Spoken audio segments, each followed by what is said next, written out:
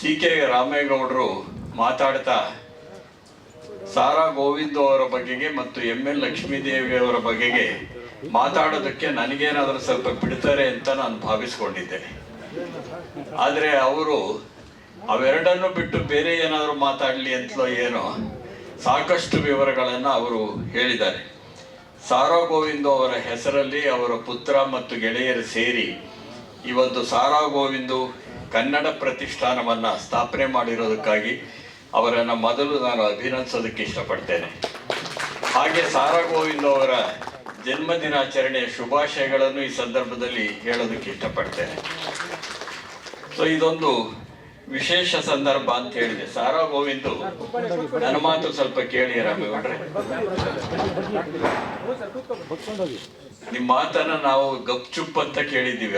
ಅಷ್ಟು ಉತ್ಸಾಹದಿಂದ ಠೇಂಕಾರದಿಂದ ಮಾತಾಡಿದ್ದನ್ನೆಲ್ಲ ನಾವು ಕಿವಿಯಷ್ಟೇ ತೆಗೆದು ಬಾಯನ್ನ ಬಿಡದೆ ಕೇಳಿದ್ದೀವಿ. ಅದರಿಂದ ನನ್ನ ಮಾತನ್ನು ಸ್ವಲ್ಪ ಕೇಳ್ಕೋಬೇಕು ಅಂತ ವಿನಂತಿಸ್ಕೊಳ್ತಾ, ಸೊ ಈ ಸಾರಾ ಗೋವಿಂದು ಅವರು ಮೂಲತಃ ಕನ್ನಡ ಪರ ಹೋರಾಟಗಾರರು.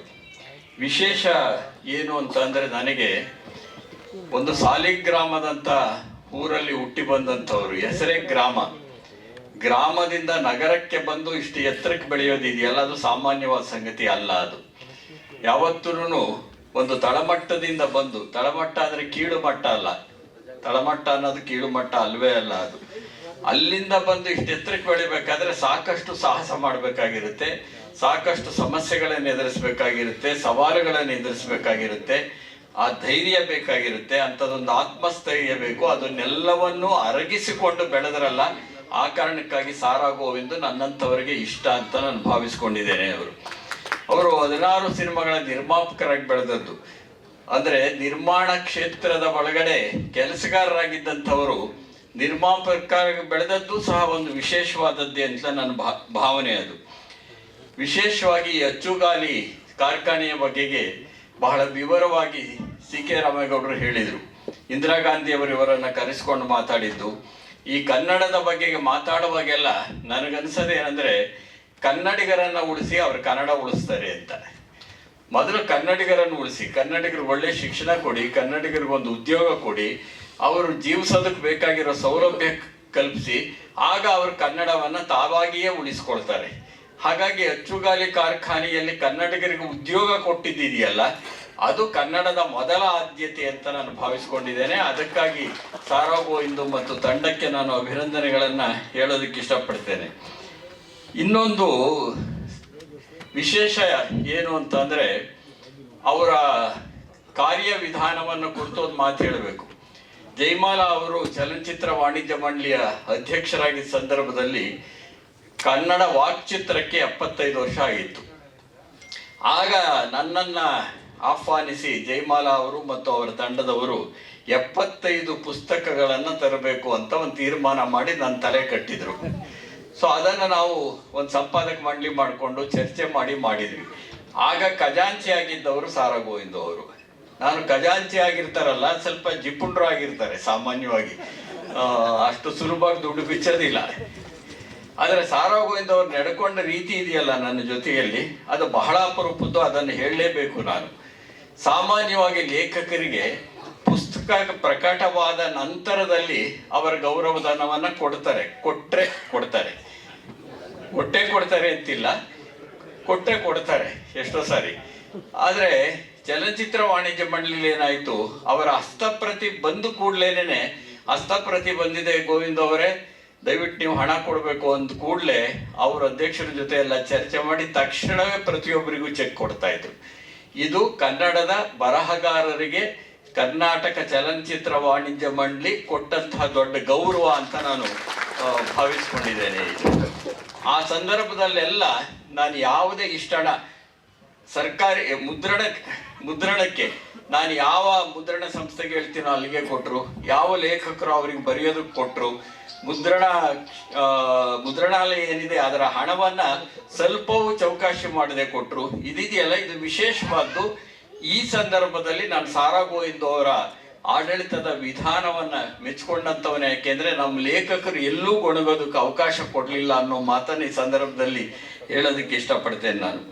ಜೊತೆಗೆ ಈಗ ಅವ್ರು ಮಾಡಿರೋದು ಇದೆಯಲ್ಲ, ಇದು ಸಾರಾ ಗೋವಿಂದು ಪ್ರತಿಷ್ಠಾನ ಅಷ್ಟೇ ಅಲ್ಲ, ಇದು ಸಾರಾ ಗೋವಿಂದು ಕನ್ನಡ ಪ್ರತಿಷ್ಠಾನ. ಇದನ್ನ ಮರಿಬಾರ್ದು ನಾವು. ಇದು ಕೇವಲ ಸಾರಾ ಗೋವಿಂದು ಪ್ರತಿಷ್ಠಾನ ಅಲ್ಲ, ಇದು ಸಾರಾ ಗೋವಿಂದು ಅನ್ನೋದು ನಿಮಿತ್ತ ಅಷ್ಟೇ, ಆದರೆ ಇದು ಪ್ರಧಾನವಾಗಿ ಕನ್ನಡ ಪ್ರತಿಷ್ಠಾನ. ಇದು ಕೊಡ್ತಾ ಇರೋ ಪ್ರಶಸ್ತಿಯಲ್ಲಿ ಸಾರಾ ಗೋವಿಂದು ಅಂತ ಹೆಸರಿದೆ ಅಷ್ಟೇನೇನೆ, ಆದರೆ ಅದು ಕನ್ನಡ ಶ್ರೀ ಪ್ರಶಸ್ತಿ ಅದು. ಹಾಗಾಗಿ ಕನ್ನಡ, ಸಾರಾ ಗೋವಿಂದು, ರಾಜ್ಕುಮಾರ್ ಈ ಮೂರನ್ನು ಬೇರ್ಪಡಿಸೋದಕ್ಕೆ ಸಾಧ್ಯ ಅಲ್ಲ ಅನ್ನೋದಕ್ಕೆ ಇದೊಂದು ಸಾಕ್ಷಿ ಅಂತ ನಾನು ಭಾವಿಸ್ಕೊಂಡಿದ್ದೇನೆ. ಹಾಗಾಗಿ ಕನ್ನಡದ ಹೆಸರಿನಲ್ಲಿ ಕೊಡ್ತಿರೋ ಪ್ರಶಸ್ತಿ ಸಾರಾ ಗೋವಿಂದು ಅನ್ನೋದು ಕೇವಲ ಒಂದು ನಿಮಿತ್ತ ಅಂತಲೇ ನಾನು ಭಾವಿಸ್ಕೊಂಡಿದ್ದೇನೆ. ಪ್ರಶಸ್ತಿಯನ್ನು ಎಂಥವರಿಗೆ ಕೊಡ್ತಿದ್ದಾರೆ? ಎಂ.ಎನ್. ಲಕ್ಷ್ಮೀದೇವಿ ಅವರಿಗೆ. ಅವರ ಬಗ್ಗೆ ವಿವರಿಸಿ ಹೇಳಬೇಕಾದಂಥ ಅಗತ್ಯ ಇಲ್ಲ ಅಂತ ನಾನು ಅಂದ್ಕೊಂಡಿದ್ದೇನೆ. ಆದರೆ ಒಂದು ಮಾತನ್ನ ಇಲ್ಲಿ ಹೇಳಬೇಕು, ಅವರು ಕೊಡ್ತಿರೋ ಮೊದಲ ಪ್ರಶಸ್ತಿ ಇದೆಯಲ್ಲ, ಒಬ್ಬ ಮಹಿಳೆಗೆ ಕೊಡ್ತಿದ್ದಾರೆ, ಇದನ್ನು ಮರಿಬಾರದು ನಾವು. ಆ ಮಹಿಳೆಗೆ ಕೊಡ್ತಾ ಇರೋ ಸಂದರ್ಭದಲ್ಲಿಯೂ ಸಹ ನಾಯಕ ನಟಿಯನ್ನು ಕರೆದು ಕೊಡ್ತಾ ಇಲ್ಲ, ಒಬ್ಬ ಪ್ರಧಾನ ಪೋಷಕ ಕಲಾವಿದೆಯನ್ನು ಕರೆದು ಕೊಡ್ತಿದ್ದಾರೆ. ಇದು ಬಹಳ ವಿಶೇಷವಾದ್ದು. ಯಾಕೆ ವಿಶೇಷ ಅಂದರೆ, ಇನ್ನೂ ಒಂದು ಮಾತನ್ನು ಹೇಳಕ್ಕೆ ಇಷ್ಟಪಡ್ತೇನೆ ನಾನು. ಕನ್ನಡದ ವಾಕ್ಚಿತ್ರ ಆರಂಭ ಆದದ್ದೇನೆ ಮಹಿಳಾ ಪ್ರಧಾನ ಚಿತ್ರದಿಂದ, ಇದನ್ನು ಮರಿಬಾರದು.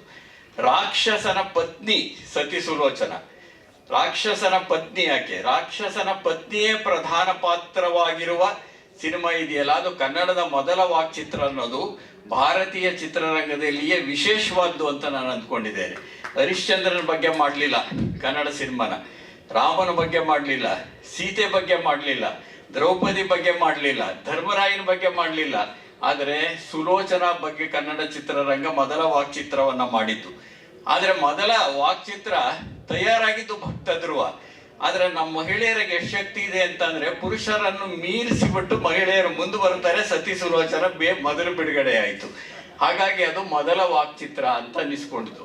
ಹೇಗೆ ಕನ್ನಡ ಚಿತ್ರರಂಗ ಮಹಿಳಾ ಪ್ರಧಾನವಾಗಿ ಮೊದಲ ವಾಕ್ಚಿತ್ರದಿಂದ ಆರಂಭವಾಯಿತೋ, ಹಾಗೆ ಸಾರಾ ಗೋವಿಂದು ಕನ್ನಡ ಪ್ರತಿಷ್ಠಾನ ಕನ್ನಡ ಶ್ರೀ ಪ್ರಶಸ್ತಿಯನ್ನ ಒಬ್ಬ ಮಹಿಳೆಗೆ ಕೊಡೋದ್ರ ಮುಖಾಂತರವಾಗಿ ದೊಡ್ಡ ನಿದರ್ಶನವನ್ನ ಸೃಷ್ಟಿ ಮಾಡಿದೆ ಅನ್ನೋ ಕಾರಣಕ್ಕಾಗಿ ಅವರನ್ನ ಅಭಿನಂದಿಸೋದಕ್ಕೆ ನಾನು ಇಷ್ಟಪಡ್ತೇನೆ ಈ ಸಂದರ್ಭದ ಒಳಗಡೆ.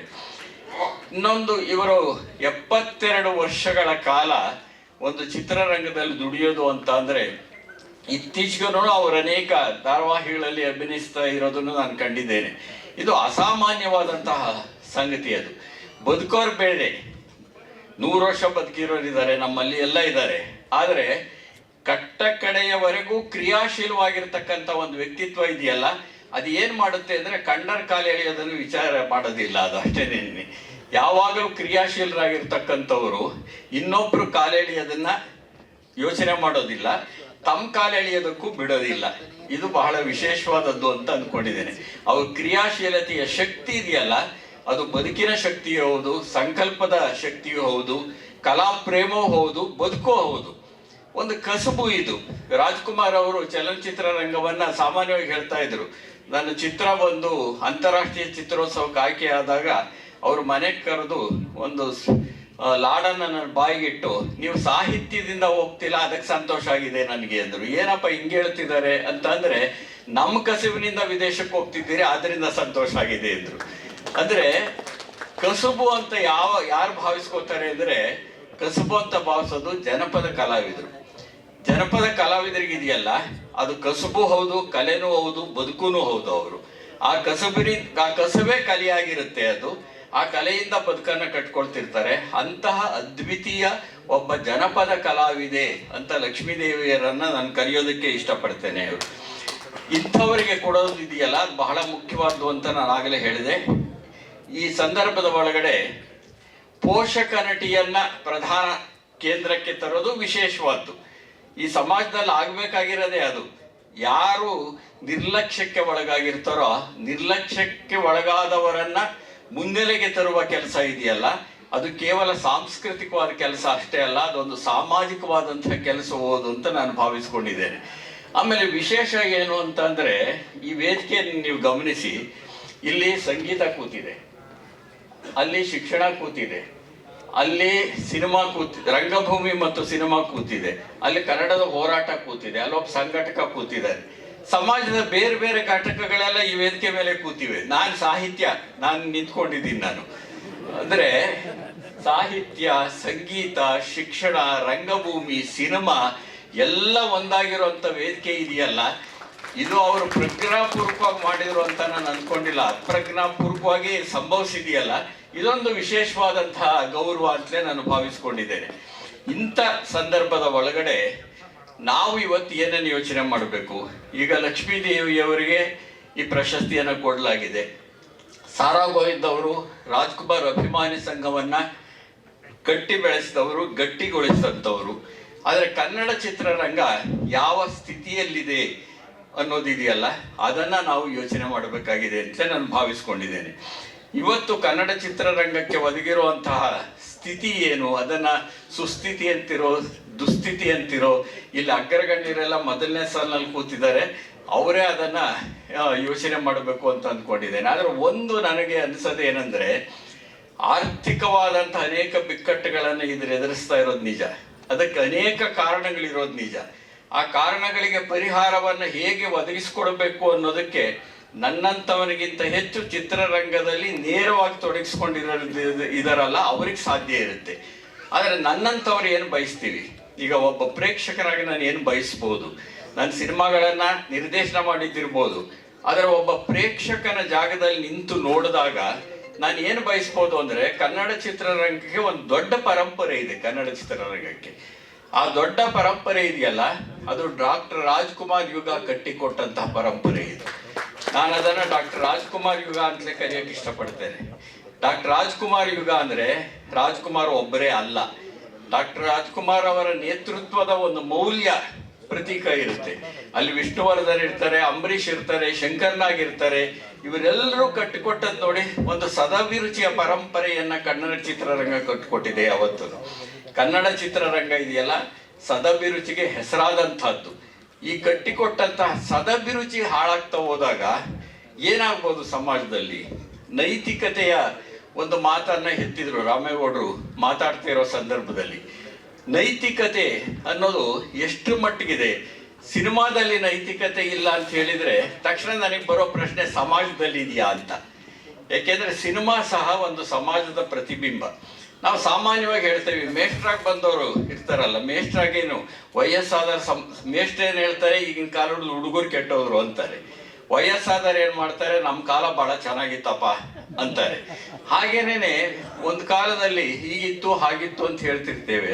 ಸಿನಿಮಾ ಕ್ಷೇತ್ರ ಕೆಟ್ಟೋಗಿದೆ ಅಂದ್ರೆ ಅಲ್ಲಿ ಸಮಾಜ ಕೆಟ್ಟೋಗಿದೆ ಅಂತ, ಶಿಕ್ಷಣ ಕೆಟ್ಟೋಗಿದೆ ಅಂತ. ಕೇವಲ ಸಿನಿಮಾ ಕ್ಷೇತ್ರ ಅಲ್ಲ, ಶಿಕ್ಷಣ ಕೆಟ್ಟೋಗಿದೆ ಅಂದ್ರೆ ಸಮಾಜದಲ್ಲಿ ನಡೀತಾ ಇರತಕ್ಕಂಥದ್ದು ಇದೆಯಲ್ಲ, ಆ ಸಮಾಜದಲ್ಲಿ ನಡೀತಾ ಇರತಕ್ಕಂತಹ ವಿದ್ಯಮಾನಗಳು ಬೇರೆ ಬೇರೆ ಕ್ಷೇತ್ರದ ಮೇಲೆ ಪರಿಣಾಮ ಬೀರುತ್ತವೆ.